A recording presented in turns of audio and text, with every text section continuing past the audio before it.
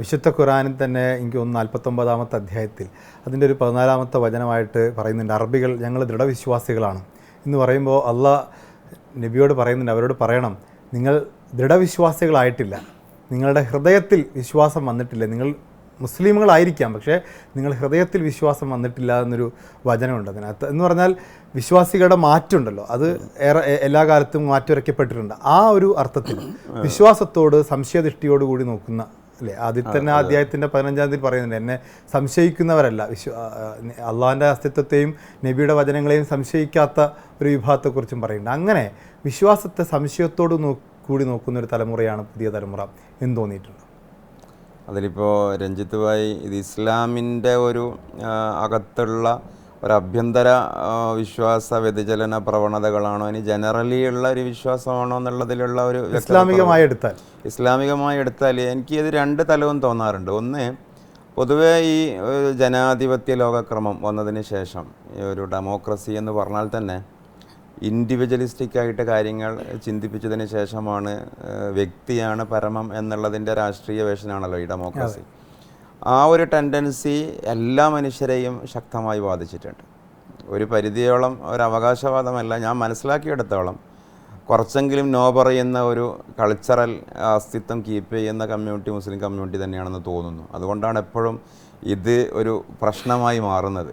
Islamic കസ്റ്റംസും സിസ്റ്റംസും എപ്പോഴും ഒന്നുകൂടി ഒരു ഡൈജഷൻ പെട്ടെന്ന് പൊതുസമൂഹത്തിന് കിട്ടാത്തത് ഈ നോ എന്ന് പറയുന്നൊരു ടെൻഡൻസി പുതിയ കാലഘട്ടത്തിൽ മാറ്റത്തോട് യോജിക്കുന്നില്ല എന്നുള്ളതല്ല, എല്ലാ മാറ്റത്തോടുമല്ല. അവിടെ ഒരു സെൻസർഷിപ്പ് പൊതുവെ മുസ്ലിം കമ്മ്യൂണിറ്റി കാത്തു സൂക്ഷിക്കുന്നുണ്ട്. ഞങ്ങൾ പറയാറുണ്ട്, പിന്നെ കിടന്നു കൊടുക്കാൻ പറയുമ്പോൾ ഇരുന്ന് കൊടുക്കുകയും ഇരുന്ന് കൊടുക്കാൻ പറയുമ്പോൾ കിടന്നു കൊടുക്കുകയും അതിനപ്പുറം മരിച്ചു കൊടുക്കുകയും ഒക്കെ ചെയ്യുന്ന ഒരു പരിധി അധികം ചെയ്യുന്ന ടെൻഡൻസിയാണ് ആധുനികതയോട് മറ്റു പല കൾച്ചേഴ്സും സ്വീകരിക്കുമ്പോഴും. ഇത് തയ്യാറല്ല എന്ന് പറയുന്ന റെസിസ്റ്റൻസ് അത് ഇസ്ലാമിൻ്റെ ഒരു മെക്കാനിസത്തിലുള്ളതാണ്. അപ്പോൾ ഞാൻ പറയുന്നത് ഈ രണ്ട് തലം, ഒന്ന് ഈ പറയുന്ന ഇസ്ലാമിൻ്റെ അകത്തുള്ള പുതിയ തലമുറക്ക് ഇൻഡിവിജ്വലിസ്റ്റിക്കായിട്ട് കാര്യങ്ങൾ നോക്കിക്കാണുന്ന പൊതുവായ പ്രവണത ഉണ്ടായിട്ടുണ്ട്. ഒരു വ്യക്തി കേന്ദ്രീകൃതമായിട്ട് സ്വാതന്ത്ര്യത്തെ നിർവചിക്കുക, ജീവിതത്തെ ഡിഫൈൻ ചെയ്യുക, അങ്ങനെ പറയുന്നത്. അതേസമയം ഇതിൻ്റെ ഒരു മറുപുറം എന്ന് പറയുന്നത് ഒന്നുകൂടി വിവരവും അറിവും അതിൻ്റെ ആക്സസും ജനകീയമായി, അതോടുകൂടെ തന്നെ ഏറ്റവും കൂടുതൽ സ്റ്റഡീസ് നടക്കുന്നത് ഇസ്ലാമിനെ കുറിച്ചാണ് എന്നുള്ള അത് ചിലപ്പോൾ നമുക്ക് വളരെ അനുഭവേദ്യമായ കാര്യമാണ്. പൊതുവേ ഈ ടെക്നോളജി AI കാലത്തൊക്കെ ഇനിയും എന്ത് മതം എന്നൊക്കെ ചോദിക്കുമ്പോഴും ഒരു 1500 കൊല്ലം എന്നുള്ളതൊരു അക്കാദമികമായ കാൽക്കുലേഷനാണ്. അല്ലെങ്കിൽ ഈ പ്രപഞ്ചത്തിൻ്റെ മനുഷ്യരുടെ ആരംഭം മുതലേ വ്യവസ്ഥപ്പെട്ട ഈ ഒരു മതം, അതിനെക്കുറിച്ച് തന്നെയാണ് ഇന്നും ഈ പറയുന്ന ടെക്നോളജിയൊക്കെ ഉപയോഗിച്ചുകൊണ്ട് വിശ്വാസികളും അവിശ്വാസികളും പുതിയ കുട്ടികളും പഴയ കുട്ടികളൊക്കെ പഠിക്കുന്നത്. അപ്പോൾ എനിക്ക് വളരെ കൗതുകം തോന്നിയൊരു കാര്യം, 2025-ലോ 4-ൽ തന്നെയാണെന്ന് തോന്നുന്നു, കഴിഞ്ഞ കൊല്ലം ഇവിടെ തിരൂരിൽ ഈ എസൻസിൻ്റെ നിരീശ്വരവാദികളുടെ പരിപാടി നടന്നപ്പോൾ, എനിക്ക് കറക്റ്റ് ആ വർഷം ചിലപ്പോൾ മാറിയിട്ടുണ്ടായേക്കാം, ഓഗസ്റ്റിലായിരുന്നു ഏതായാലും. അതിൽ ഒരു ചർച്ചാ വിഷയം എന്താണെന്ന് ചോദിച്ചിട്ടുണ്ടെങ്കിൽ ഇസ്ലാമിലെ അടിമത്തം മാനവികമോ എന്നുള്ളതാണ്.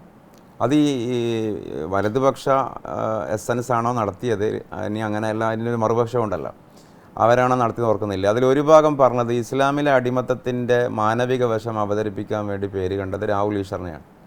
അതിൻ്റെ ഓപ്പോസിറ്റ് ഭാഗം പറഞ്ഞത് ഇസ്ലാമിൽ നിന്ന് പുറത്തുപോയി എന്ന് പറയുന്ന മറ്റൊരു കക്ഷിയുമാണ്. പക്ഷെ എന്നെ അത്ഭുതപ്പെടുത്തിയ കാര്യം, ഈ 2025-ൽ മലയാളികൾക്ക് ഇതൊരു പ്രധാനപ്പെട്ട വിഷയമാവുന്നുണ്ടല്ലോ. അതിൽ ഇസ്ലാമിലുള്ള ഒരു മതപണ്ഡിത സഭയുടെ ചർച്ചയല്ല അത്, മതപണ്ഡിതന്മാരും മതം പഠിക്കുന്ന കുട്ടികളും തമ്മിലുള്ള ഒരു സെമിനാറും അല്ല. മതം വിട്ടിട്ട് നിരീശ്വരവാദം പ്രചരിപ്പിക്കണം, സ്വതന്ത്ര ചിന്ത പ്രചരിപ്പിക്കണം, യുക്തിവാദം പ്രചരിപ്പിക്കണം എന്ന് പറയുന്നിടത്തും ആളുകൾക്ക് കൂടുതൽ ആളുകളെ ആകർഷിക്കുന്ന ഒരു വിഷയമായിട്ട് അത് മാറുമ്പോൾ അതൊരു സാറ്ററിക്കലി ആവാം, പരിഹാസമാവാം, എന്തുമാവാം. പക്ഷെ ഇപ്പോഴും അതിലൊരു ഫങ്ഷനാലിറ്റി നിലനിൽക്കുന്നുണ്ട് എന്നുള്ളതിൻ്റെ ഒരു തലം ഞാനിവിടെ ഉദാഹരിച്ചത്, ഈ പുതിയ കാലം എന്നൊക്കെ നമ്മൾ പറയുമ്പോഴും ഈ കൂടുതൽ ഈ പഠിക്കാനുള്ള അവസരം വർദ്ധിക്കുന്നതിനനുസരിച്ചുകൊണ്ട് ഇസ്ലാം മുന്നോട്ട് വെക്കുന്ന തിയോളജിക്കലി അല്ലെങ്കിൽ എപ്പിസ്റ്റമോളജിക്കലി സ്പിരിച്വലി ഉള്ള കണ്ടൻറ്റുകൾ തന്നെയാണ് വാലിഡ് എന്ന് തിരിച്ചറിയാൻ കൂടി പറ്റുന്നതാണ്. ഇതിനകത്ത് ഇപ്പോൾ യുക്തിവാദത്തെക്കുറിച്ച് പറഞ്ഞുകൊണ്ട് നമ്മളൊരു ഇസ്ലാം മത വിശ്വാസത്തിൻ്റെ ഏറ്റവും ഫണ്ടമെൻ്റൽ എന്ന് പറയുന്നത് തൗഹീദാണ്, ലാ ഇലാഹ ഇല്ലല്ലാഹ് എന്ന് പറയുന്നതാണ്. ലാ ഇലാഹ ഇല്ലല്ലാഹ് ഇല്ലല്ലാ മുഹമ്മദ് റസൂലുള്ള എന്ന് പറയുന്നിടത്ത് സ്വാഭാവികമായിട്ടും അവിടെ യുക്തിക്ക് എത്ര പ്രാധാന്യമുണ്ട്? ഒരു മനുഷ്യൻ്റെ വ്യക്തിയുടെ ചിന്ത അതിൽ എത്രത്തോളം അപ്ലിക്കബിൾ അത് ആണ്? പിന്നെ പൊതുവേ ഓരോ പ്രാക്ടീസിലുമുള്ള യുക്തി എന്ത് എന്നൊക്കെ ചിലപ്പോൾ ചില ആൾക്കാർ ചിന്തിക്കാറുണ്ട്. എനിക്ക് തോന്നുന്നത് മനുഷ്യൻ്റെ ബേസിക്കലി എന്താണ് യുക്തി എന്നുള്ളൊരു യുക്തി ഉണ്ടല്ലോ, അതായത് ഇത് പരിമിതമായതാണ്. ഓരോ ഡിവൈസിനും ആ ഡിവൈസിന് ഉൾക്കൊള്ളാൻ പറ്റുന്ന അതിൻ്റെ ഒരു കോഗ്നിറ്റീവ് കപ്പാസിറ്റി, അതിൻ്റെ മെമ്മറി കപ്പാസിറ്റി, ഗ്രാസ്പിംഗ് കപ്പാസിറ്റി, പ്രോസസ്സിങ്ങിൻ്റെ സ്പീഡ്, ഇതൊക്കെ നമ്മളോരോ ഉപകരണം വെച്ച് തന്നെ നമ്മൾ ചിന്തിക്കുകയും മനസ്സിലാക്കുകയും ചെയ്യുന്നതാണ്. അങ്ങനെയാണെങ്കിൽ ഈ പ്രപഞ്ചത്തിലുള്ള മറ്റൊരു ഉപകരണമാണ്, മറ്റൊരു ജീവി മാത്രമാണ് മനുഷ്യൻ. മനുഷ്യൻ്റെ ബ്രെയിൻ അത് ഇപ്പോൾ കെമിക്കൽ എഫക്ഷൻസാണ്, ചിന്തകൾ, തോട്ട്സ്, ആലോചനകൾ എന്നൊക്കെ പറയുമ്പോഴും അതിന് കൃത്യമായ ലിമിറ്റേഷൻ ഉണ്ട്. അപ്പോൾ മറ്റ് ലിമിറ്റേഷൻസൊക്കെ നമ്മൾ ചിന്തിക്കുമ്പോൾ നമുക്ക് മനസ്സിലാവും. ഇപ്പോൾ ഇത്ര പ്രകാശം കടത്തി വിടുന്ന വസ്തുക്കൾക്കപ്പുറമുള്ളത് മാത്രമേ കണ്ണിന് കാണാൻ പറ്റുള്ളൂ, ഇത്ര ഹേർട്സ് ടു ഇത്ര ഹേർട്സ് വരെ കേൾക്കാൻ പറ്റുള്ളൂ, ഇന്നത് മാത്രമേ മണക്കാൻ പറ്റുള്ളൂ എന്നൊക്കെ പറയുന്ന പോലത്തെ ഒരു സാധനം തന്നെയാണ് ഇന്നത് മാത്രമേ ആലോചനയിൽ വരികയുള്ളൂ എന്നുള്ളത്. അപ്പോൾ നമ്മുടെ ഏത് ആലോചനയും ഒരു 3 ഡയമെൻഷണൽ ഒബ്ജക്ട്സിനെ കുറിച്ച് അതിൻ്റെ ചുറ്റിപ്പറ്റി മാത്രമേ കറങ്ങുള്ളൂ. നമുക്കിപ്പോൾ ഒരു 10 മാനമുള്ളൊരു വസ്തു എന്ന് പറയുമ്പോഴും 10 മാനം എന്നുള്ളിടത്ത് 10 എന്നൊക്കെ ചിന്തിക്കുക എന്നല്ലാതെ നമുക്കൊന്നും കിട്ടുന്നില്ല. അപ്പോൾ നമ്മുടെ ഈ തോട്ട്സ് അതിൻ്റെ ഒരു ലിമിറ്റ് അല്ലെങ്കിൽ ലോജിക്കിൻ്റെ ഒരു ലിമിറ്റ്, ആ ലിമിറ്റിനെ ഉൾക്കൊള്ളാൻ പറ്റുക എന്നുള്ളതാണ് വലിയൊരു ലോജിക്ക്. അപ്പോൾ അതനുസരിച്ച് കൊണ്ട് ഈ പറയുന്ന ലാ ഇലാഹ ഇല്ലല്ലാഹ് മുഹമ്മദ് റസൂലുള്ളാ എന്നുള്ള ഒരു ആത്യന്തികമായ ഈ പ്രാപഞ്ചികതയുടെ ഒരു കീവേഡ്സ്, ആ വേർഡ്സ് പറയുന്നതാണ് പരമസത്യം എന്ന് ഉൾക്കൊള്ളുക എന്നുള്ളതായിരിക്കും പ്രധാനപ്പെട്ട ലോജിക്ക്. ആ ഒരു സെൻറ്റൻസിനെ ഉൾക്കൊള്ളുക എന്നുള്ളതല്ല. നമുക്കറിയാത്ത ഒരു ലോകം, നമുക്കറിയാത്ത ഒരു സിസ്റ്റമാണ് നമ്മൾ അടങ്ങുന്ന സിസ്റ്റത്തെ മുന്നോട്ട് കൊണ്ടുപോകുന്നത് എന്നുള്ള അപ്പുറത്തുള്ളതിനെ അവിടെ വ്യാഖ്യാനിച്ച് വെച്ചിട്ടുണ്ട് എന്നുള്ളതാണ്.